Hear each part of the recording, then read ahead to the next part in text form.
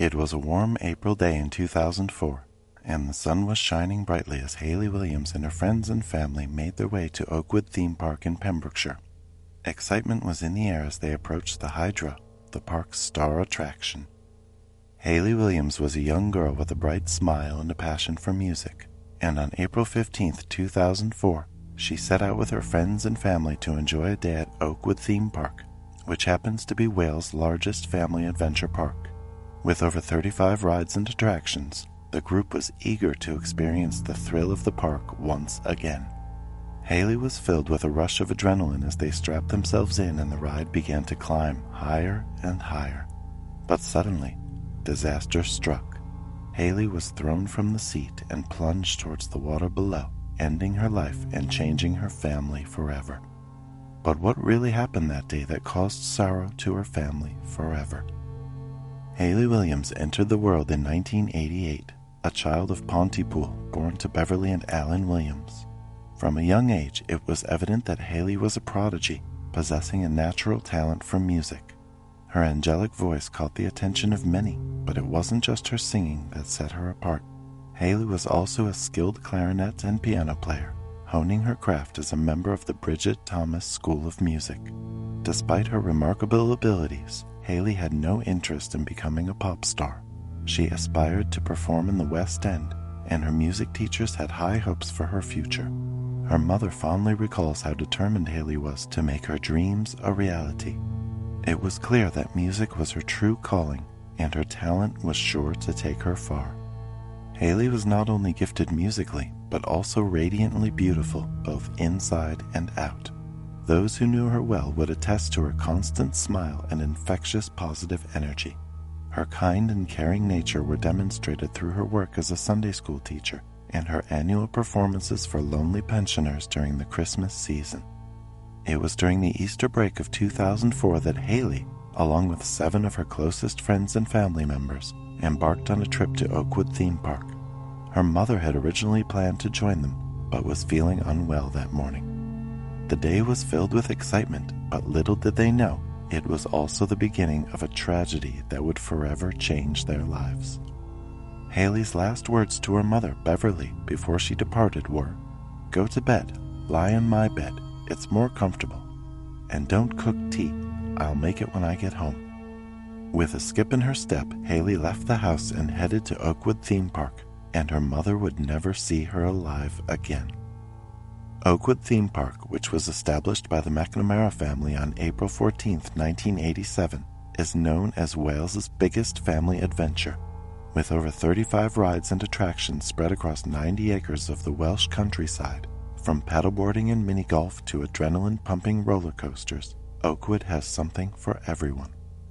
The group of friends was excited to return to the park as they had visited in the past, and the day had been a blast until their last ride, Hydra.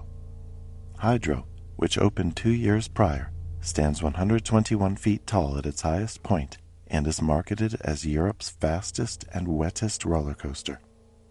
At the time, it was one of the park's most popular attractions.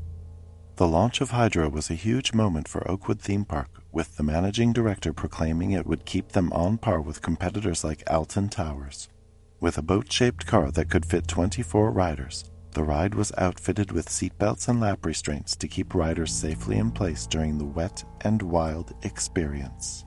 The group of friends, including Hayley, decided to save Hydra for last, embarking on the ride at around 3:00 p.m. But as they prepared to take off, Hayley's sister Hannah recalled a concerning misstep. The lap restraints had fallen into place initially, but were then released due to an error. The ride was in motion, ascending towards the peak. As the boat reached the peak, the group was filled with excitement and anticipation. Hayley's sister recounted that the group was in high spirits and cheering as they reached the summit. As they prepared for the descent, chaos erupted, and their joy quickly turned to terror as they watched Hayley slip from her seat and fall into the churning waters below. Suddenly, ear-piercing screams filled the air. One of Hayley's friends, Elizabeth, had a glimpse of Hayley falling but couldn't believe what she was seeing. The fall from the 100-foot height was a horrifying sight for all witnesses. But in the face of this tragedy, a hero emerged.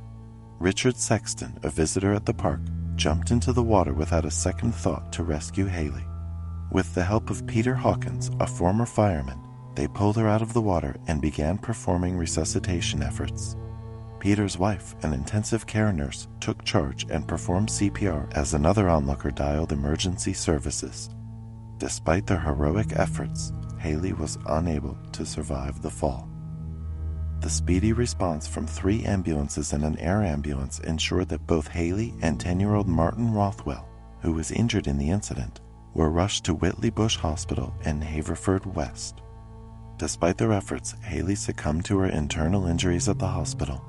The tragedy of Hayley's fall sent shockwaves through the park and beyond, and the event immediately sparked an investigation. Hayley's mother, Beverly, recalls the harrowing moment she was informed of the terrible news. She recalls the knock at the door, which came at 3:30, and the news that an accident had occurred.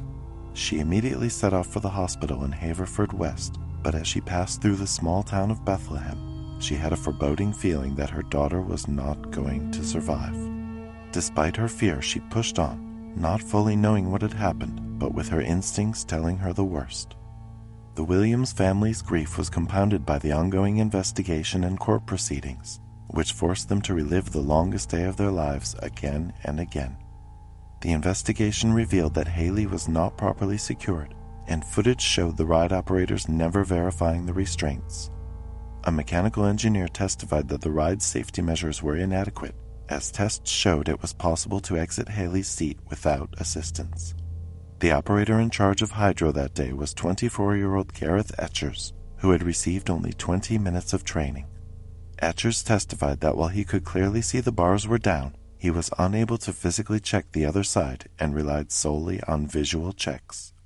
However, the coroner's conclusion after a 4-day inquest was that the evidence did not support a verdict of gross negligence, much to the disappointment of Hayley's parents. A year after the trial in 2007, Oakwood Park was found guilty of violating the Health and Safety Act and was fined £250,000 and £80,000 for legal expenses.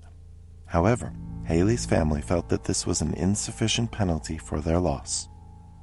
Hayley was laid to rest at Merchants Hill Baptist Church, where many people of different ages came to pay their respects. Her coffin was adorned with a wreath of flowers that read, "I Will Always Love You," which was a song that Hayley used to sing for her mother. At the end of the funeral service, a recording of Hayley singing was played through the speakers, and her head of year, Kath McCormick, spoke about her voice, saying, "Many tributes have said that Hayley had the voice of an angel, and I cannot imagine a more beautiful angel." Hydra, the ride involved in the incident, was closed for a year, but later reopened in 2005 and was renamed Drenched in 2011. It is still operating today. The story of Hayley Williams and her untimely death still resonates with many people to this day. Through the retelling of the events and the subsequent investigation and trial, we can see the devastating impact that a lack of safety measures can have.